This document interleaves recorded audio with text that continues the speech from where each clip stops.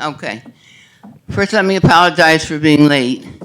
I was down earlier, and must admit, I had forgotten my hearing aids, and I could have heard nothing from whatever you were saying to me. I wouldn't have heard it. So I waited, and I thought it was more important to get my hearing aids and be able to hear what you're saying. And welcome to the last meeting of the Residents' Council for 2021. We, the Resident Council members, meet for the last time, and I was lucky enough to serve as president to such a sharp and devoted group. Greg Seaman and Sidney Fight chose not to run this year. Would Greg and Sidney and Greg, could you kindly stand, please?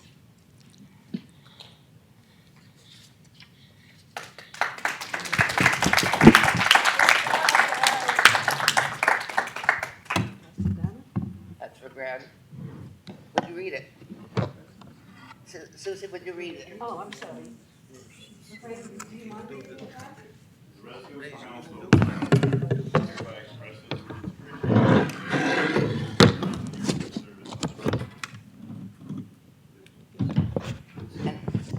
Sidney could read it with the loudspeaker, Okay. with the mic. Certificate of Appreciation, December 13, 2021. The Residents' Council of Whitney Center hereby expresses its appreciation to Greg Seaman for his years of service on the Residents' Council. This council directs that this certificate of appreciation become a permanent part of the council's records. Thank you.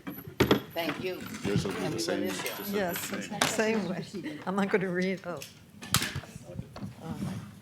And Susie, we were also honoring Dr. Mike Kashkarian this afternoon because he retired from the Whitney Center Residents Council, and we had no kind of a meeting at that point. So that I thought we thought it was only right. Microphone. Susie? Yes. We have a mic down here. Thank you. Talking to him.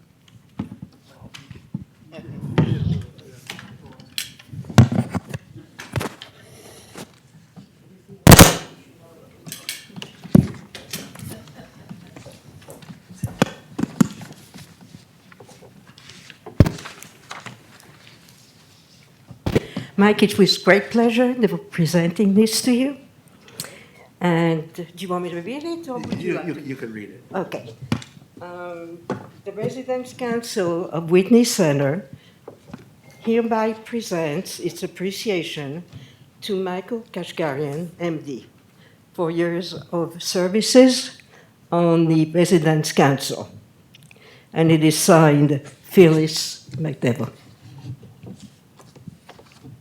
Thank you very much for this, and I've really enjoyed working with all of the people on the council, and I was sorry that I had to resign, but other physical things happened, and I thought that it was best for me to resign. But it's a pleasure and an honor to be part of the council, and I think we try to do the best representation for the residents as a whole. Thank you, Mike.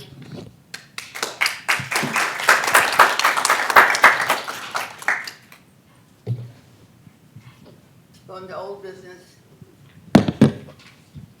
Personal name tags that suggested was made to delay this. I'm sorry. What? Roll call. What? Wait, we have to go back to the very beginning? Call to order. Call to order. Roll call. Richard Beals, here. Erwin Riverman. Floyd Kaplan. Here. Mitzi Clark. Here. Sidney Fight. Here. Evelyn Crevelin. It's Is there- Yep. Esther Crystal. Ross Lefker. Phyllis Medvedeau. Marjorie Prince is also sick. And Greg Seaman and Susie Weisiger. Thank you very much.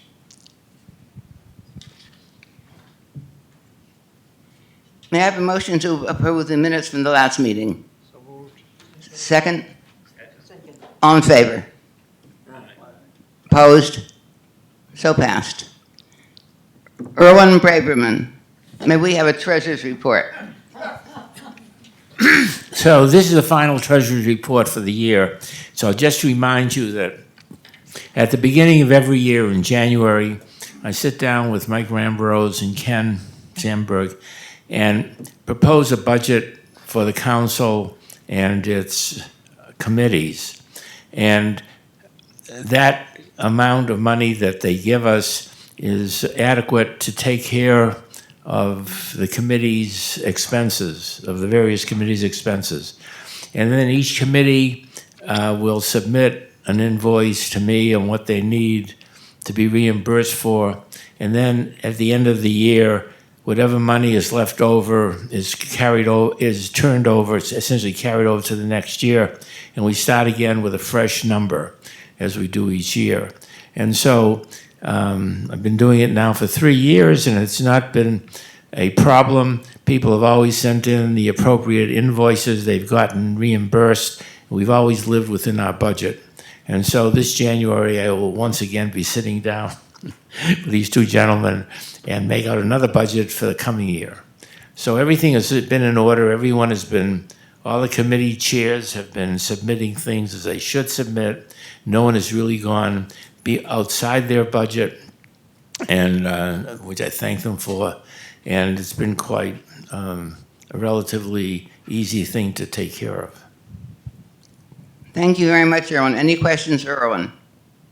How much is left over this year? How much is left over? Well, there's a considerable amount of money left over because we have not been operating at full capacity. It's only recently that the music committee has been using their money. So you have to remember that between music and the other committees, we have not been open like we were before COVID.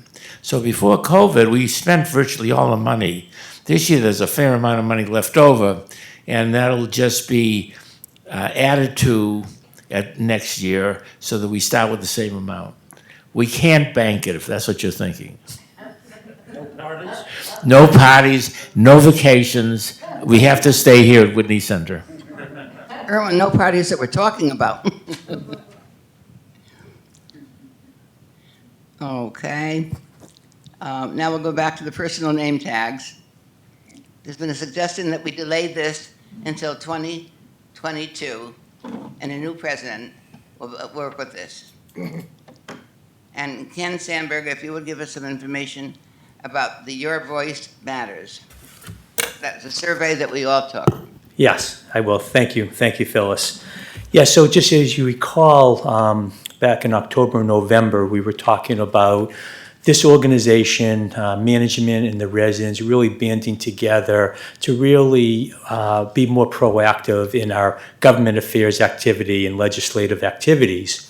And one thing was very important is that we collect information and data from our residents, so when we talk to the politicians, we can tell them, you know, we have a big voting block here, and we actually contribute quite a bit to this community, not only Hampden, but Connecticut.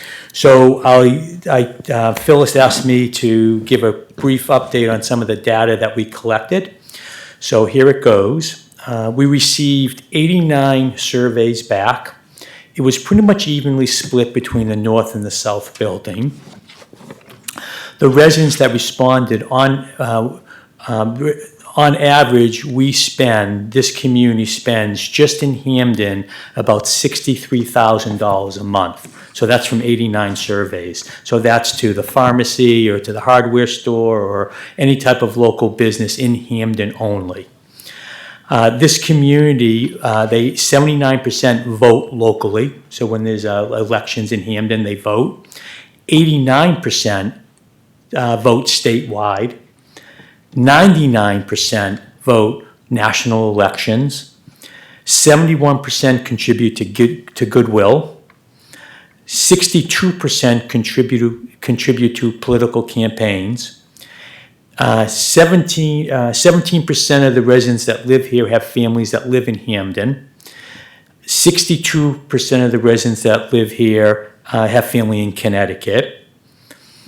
85% of our residents volunteer or donate. And residents either volunteer or donate to over 70 organizations in the area, in Hampden, in the local area. So those are the numbers that we collected that are meaningful. So we thank all of those. We thank you for contributing towards the survey. And these are the numbers that will be used going forth. Thank you, Ken. And I'd like to report for the Whitney Center Board of Directors Government Relations Committee. Microphone. Thank you. Okay, sorry. The Government Relations Committee has not met for the past couple of weeks. We are going to be waiting for the new year to come in so that we can meet with both the mayor of Hampden and also the superintendent of schools in Hampden. And that's being arranged for us by a member of the board of directors. So that happily we'll report back to you at probably the very first meeting or second meeting in the new year.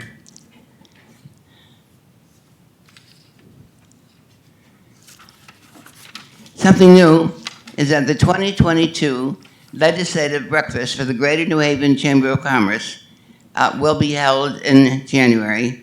And Ken, I found this out, Ken represents Whitney Center at the Chamber, and he will be going to the 7:30 in the morning breakfast. Better you than us, Ken. And a very important date, and I hope everyone has this in their calendar, is Thursday, this week, December 16th, 3 to 5 p.m., the Residents Association annual meeting, and that's when we'll get reports by the committee chairs. But that's not the only focus for the meeting. We will announce the winners of the Residents' Council election. And I think we're all anxious to find out who the new members of the council will be. Mike, would you discuss the solar panels and the Jewish Community Center cogeneration? Sure, thank you, fellas. So this was brought up to me, I think it was Floyd Kaplan, actually, that brought both of these issues, raised the solar panels and the opportunity for cogeneration. So for those of you who are not familiar with cogeneration, it is simply an idea of harvest or concept where the heat from a generator is harvested and redirected towards energy for a property like Whitney Center. And one of my colleagues at the Jewish Community Center, actually the Towers, just installed one. So Floyd was kind enough to send me the article, and I was aware of it. We actually looked at cogeneration some years ago as well as solar.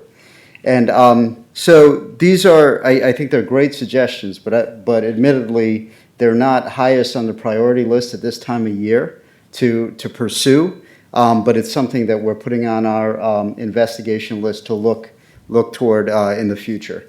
And whether or not solar makes sense, years ago as we evaluated it, the 20-year payback didn't make a whole lot of sense for invest the kind of upfront dollars that it took. And cogeneration was not something that made a whole lot of sense for us either. Nonetheless, we will continue to keep it in mind so that as we pursue new energy initiatives, we'll make sure to consider those things. You had mentioned, Michael, that they had raised funds within the organization to help offset the initial cost. Is there any grant money available for something like that? Yeah, so the question is, Floyd's question is about grant money available for something like that. So as you can imagine, to invest in a cogeneration plant, so that would be sort of on the lines of something like a big generator, maybe replace the one we have so as it runs, we're generating heat, but it would be something that we run all the time. So there's a whole physical aspect of doing that, because in order for a cogeneration plant to be to contribute to our power usage, it would have to be running and produce that heat to spin off to, you know, to actually result in some usable energy for us. So there are grants available for property and utility improvements. And those grants can come from United Illuminating, they can come from Eversource, or they can come from other foundation-type organizations. The big difference between us and the towers, the reason the grant that they got is specifically because almost all of their population is Medicaid population. So therefore, they are eligible for grants, and they're looked at for grant awards that we wouldn't be, because we don't have the same business model. We don't have a similar business model. We don't serve that segment of the senior population. And so, you know, admittedly, it's harder for us to get those grants, but it doesn't mean that there isn't something out there that we don't know about. We don't, you know, Terry Rio in our philanthropy office is really, she's the only staff in philanthropy. And so for our ability, you know, her ability or her bandwidth to go out and pursue grants and look and, you know, investigate these things is somewhat limited. But it doesn't mean that we can't make the effort. And so what I can say to the council is that we take these suggestions under advisement, we take them seriously, and to the extent that we can allocate resources to pursue them, we will. But we have to prioritize, we have to recognize that we only have so much capacity to do the work and pursue new initiatives. Were you able to find out how much it cost the towers? I'm waiting on a call back from Gus, the executive director over the towers, to find out the details about the total cost. It doesn't, we have to take that with a grain of salt. As you know, as an engineer, the building structure being what it is, being a tower, essentially over there, makes it very, very different application than our setup here. But it's informative nonetheless. Thank you. Okay?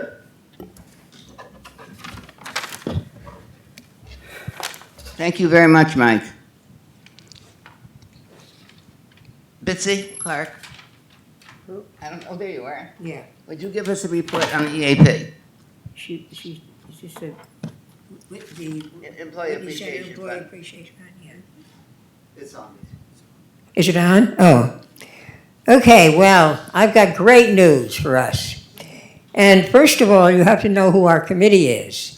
And it's Sidney Fite and Floyd Kaplan and the great Erwin Braverman, who actually does most of the work behind the scenes here with handling all the money and making sure that it gets in the bank and running down checks that we can't find and that sort of thing. So it's a fabulous committee, and we've had a tremendous amount of fun this year working on it.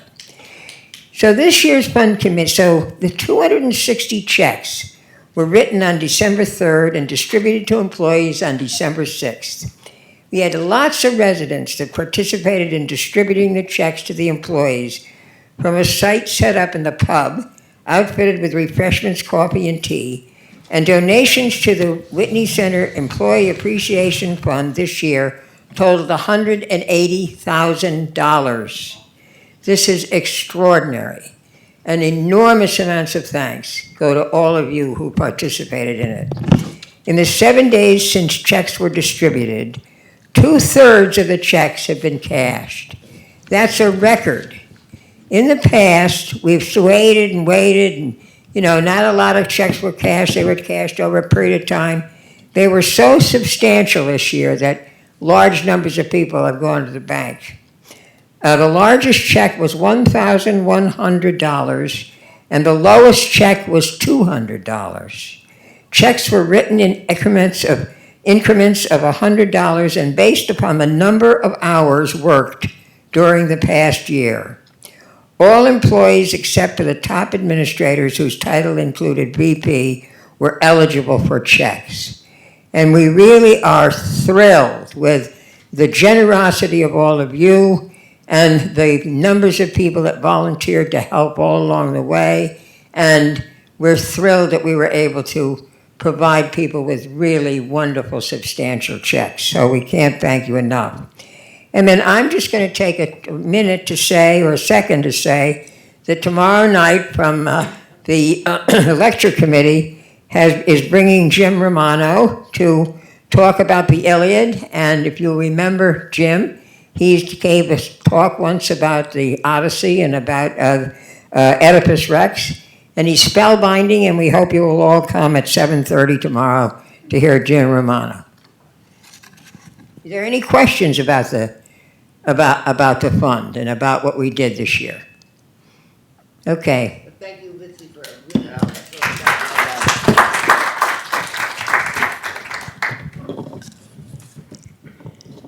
a subject that's on everyone's mind for the past months, trolley vehicle replacement. And Ken, would you please speak about this? Yes, thank you, Phyllis.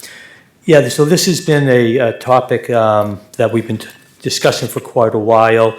And just to frame it out and to remind everybody, the old-time trolleys were not that stable. In fact, the rear of them were really only approved for 150 pounds. So as you recall, they were breaking down quite a bit.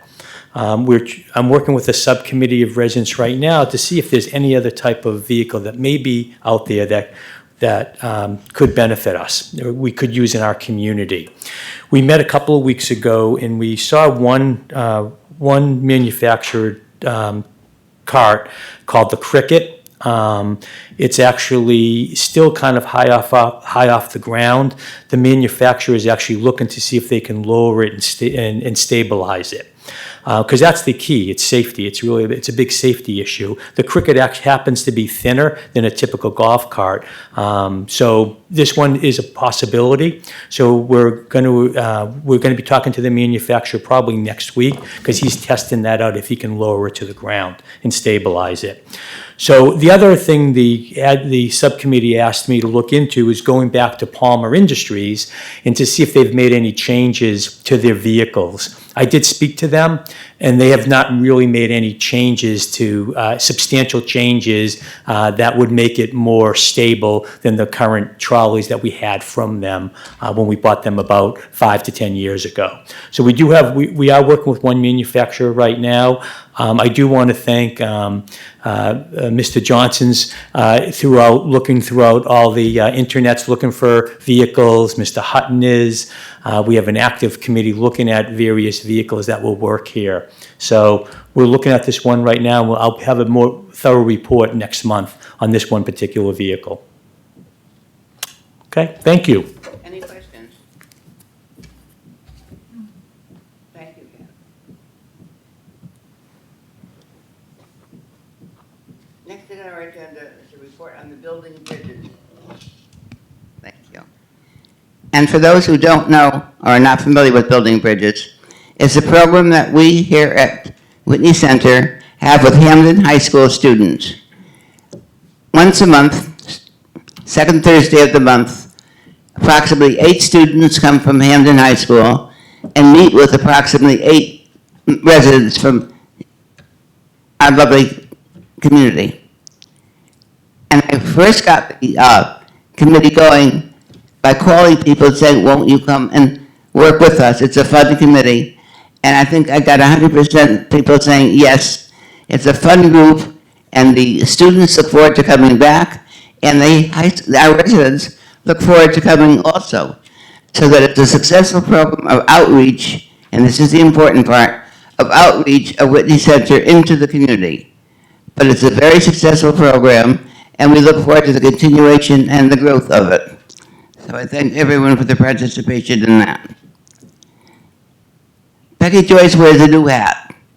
We took off the real old COVID hat and gave her a new variance hat. Becky? Unfortunately, Phyllis, it still falls under COVID, though, unfortunately. But before I speak, I just would like to say to Betsy, the council, and all the residents, I actually saw firsthand the impact of your gift checks to some of our staff. I can't tell you how blessed they felt.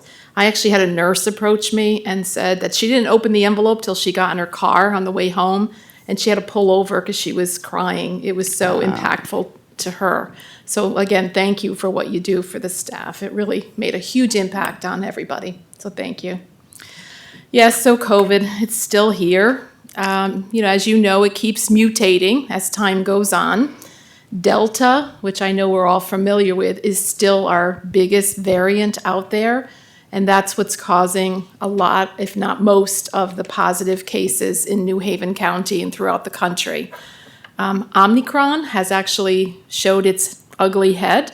It's very similar to the other variants. The big difference is this particular variant moves very quickly. It's easier to catch, but they're saying it moves quick. It may not be as severe as some of the others like Delta. Delta is pretty significant. So again, same precautions, same things we've been doing now for, I think it's 22 months. Who's counting though, right? So again, just be careful, make sure, we did put the mask mandate back in because again, we want to keep all of you safe. Safety is our concern. Independence is very important to offer to all of you, but when we know that we're putting you at risk, it's time to say you have to mask up. Leaving Whitney Center, by all means, please, when you're out in the public, be sure you're wearing a mask to keep yourself as safe as possible. The good news is the boosters, the third shot, they're saying is giving a boost of immunity to people that had the original first two back earlier in the year. So I know our residents, you all did great. We only have 5 people that did not get the booster for various reasons. It's not because they didn't feel it was necessary, it was for other reasons. So the resident population is very well protected. The bad news about Omicron is they're saying the possibility of breakthrough cases is greater. So we might be seeing more, but they're saying generally if you've had that third booster, third shot, you're not probably going to get as ill, seriously ill, hospitalized, and die. So those are all good outcomes from this third vaccine. So again, if you have any questions as you go along, feel free to reach out to me, shoot me an email. I do return those emails with questions about COVID pretty quickly because I know it's on everybody's minds these days. The other thing I was asked to speak about, a group of residents, I think, is they might be interested in learning the procedure to help someone if they're choking. So I reached out to my staff educator, Elaine Guidone, asked her about the process. And what we'd like to offer is we picked a date already, January 5th, where we would like to have an informal discussion group about the procedure, how it works, when it doesn't, what you need to do if it doesn't work, like CPR. Just want to make sure everybody's aware of the implication of assuming this responsibility to help your fellow man. I understand everybody wants to know so you can save each other in the event someone should choke in the dining room or the bistro. I will tell you, I did look though, there's over 250 current staff members that are Heimlich approved. We don't have a certification for Heimlich, but they've been through the competency-based training, and 250 is a pretty high number that staff can step in. So I hope staff would be there at the ready if you had an incident. But if there is a group of you that would like to learn more, we'll have it on the calendar for January 5th, and you can come hear more and see if it's something you'd like to pursue that we could teach you how to do that. We thank you very much. You're welcome. What time and where? We'll let you know. I have to talk to Melissa, who's in the back room. And I'll find a spot and a time. We just picked the date. Okay? Thanks. Okay. Mike, if you would speak about the geothermal wiring in front of the building. Sure. Before I make comments, I just want to echo Peggy's expression of gratitude to also express my personal gratitude for the residents and raising the money for the employee appreciation. That is a phenomenal amount of money, and as Peggy attested to, it makes such a huge difference in many, many lives. So thank you. Thank you very much to all the residents again. Yeah, so this is I was asked to speak about geothermal wiring in front of the building. I'm going to assume that the question is about the geothermal well, right? Work that we need to do in front of the building. So when we were built in the late 70s, we were designed for energy with a geothermal well system. It's an older sort of maybe a forerunner of the kind of geothermal systems that are built today. This particular system has only 2 wells, which isn't very efficient, but it essentially takes cool water from one well, injects it into the heating and cooling loop, and then ejects the water into another well once it's warmed up. And then it's an open system, which caused some problems over the years in terms of sediments getting into the pipes and so on. Nonetheless, we continue to use it. It's still part of our overall energy system. We recently were informed by OSHA that there's been a change to the safe access requirements for anyone working on that well. And so the manhole cover and just going down into the well to work on the pump and to work on those kinds of things is no longer adequate according to OSHA. It would take tens of thousands of dollars to rework the access way into the well. We planned for that. However, we did find that the original company that installed the well is still around. And the owner is no longer an active part of the company, but I believe his sons are. And so we talked to them, and they explained to us they understand the OSHA requirements, but because they are well installers and not just maintenance, they are able to bring their own equipment into the access way, into the space, the confined space, to allow them to maintain the equipment in that space.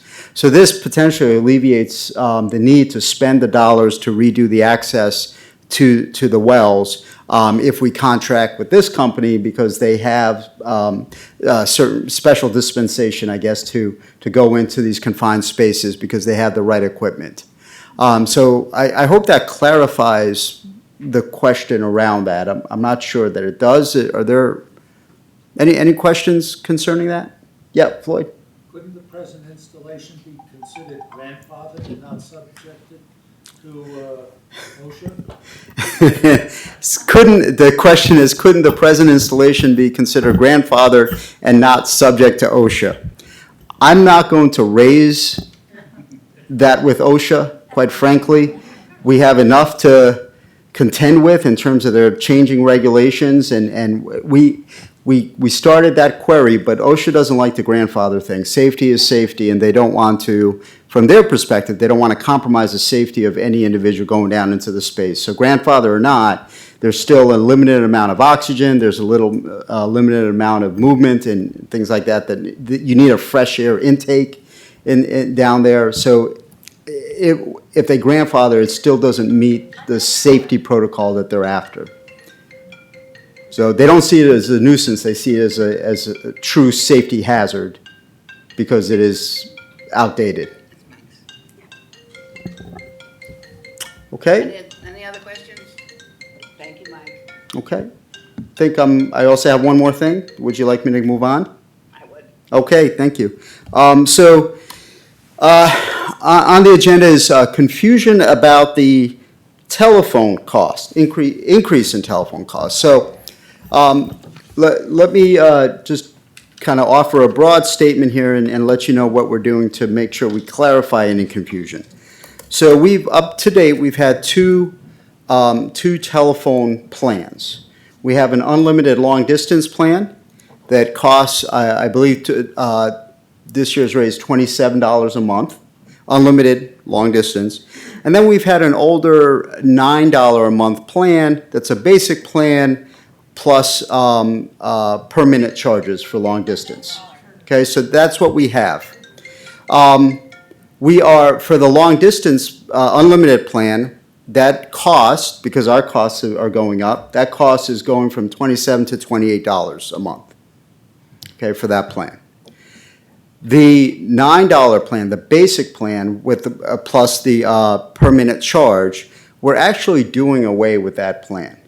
And the reason is this: when we evaluated the amount of time that it takes to the amount of administrative time it takes to go through all of the billing, what we find is the per minute charges amount to pennies each month, but we're paying hundreds of dollars to go through the accounting of that. And from a business standpoint, it doesn't make sense.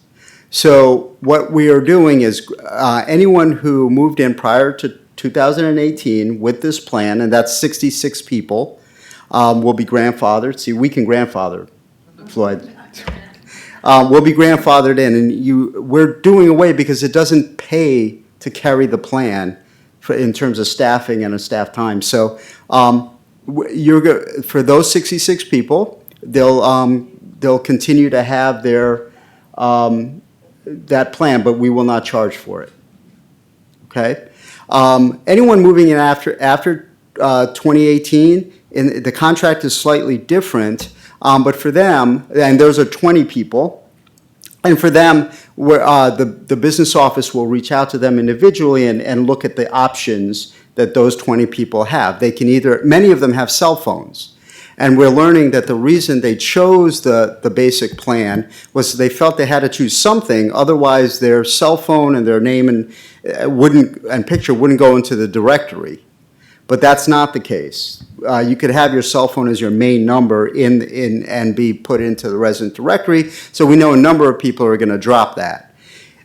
Those who are dependent on it and need long distance, they could opt to go to the $28 if they wanted that unlimited. And we're going to have to look at that on a case-by-case basis. For those few people who are using, I guess they would have to use $19 or more in long distance in order for that to make sense for them to go to the 28, then they can do that. But we'll work through with those 20 people specifically. But all 86 people, those are the 66 that have moved in prior to 2018 and the 20 that have moved in after, will receive a communication from the business office by the end of this week, and we'll be working with them specifically. Does that make sense? Any questions? Okay. You doing well with no questions today. Good. Thank you. Thank you.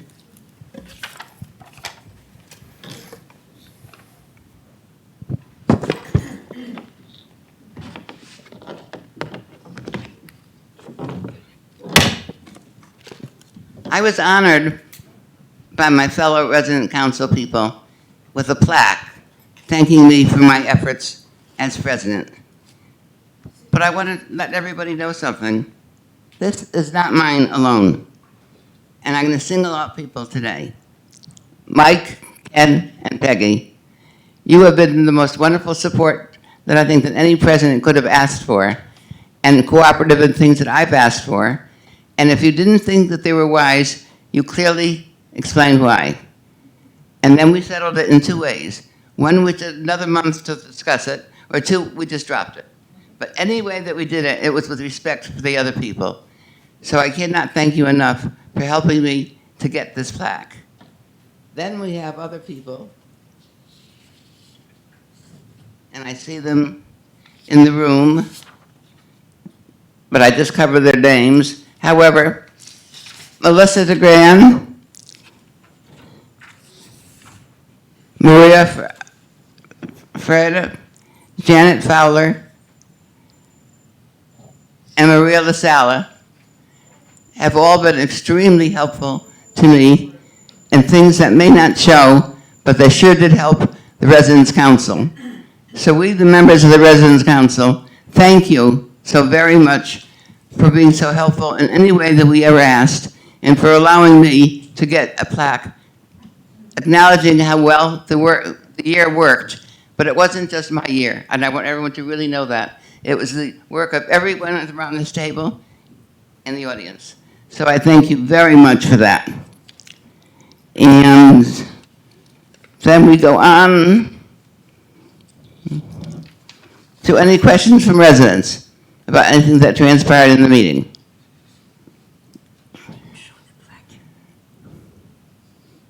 Pardon? What? Oh, I didn't show the plaque, I'm sorry.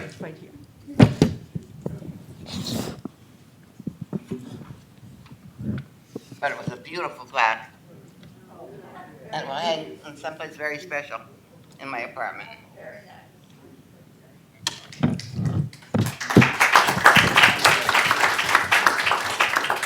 But one of the nicest parts about getting it was the card that came with it.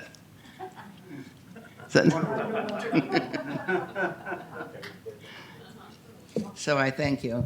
Now, the next Residents' Council meeting is January 10th, 2022, at 1:15 p.m. The next Town Hall meeting is this Thursday at 10:30. The usual time would have been the following week, but because of the holiday, it was changed. Someone please make a motion that the meeting be adjourned. I have a question. Yes, Floyd. Michael, it's apparent that we do not Whatever. have the number of employees that we used to have. Could you please inform us as to how your search for new hires is going? How many people we have today versus how many we had pre-pandemic? Sure, thank you for the question. I'm going to do that at the town meeting. I'll have all the statistics at the town meeting. That's why I typically do that. Okay? And coupled with that is the apparent low attendance in our center stage dining room. Another issue that you might want to address, or Mr. Hudson might address. The apparent low attendance in the center stage dining room. Yes, Okay. Yeah, we'll take a look at that, sure, for the town meeting.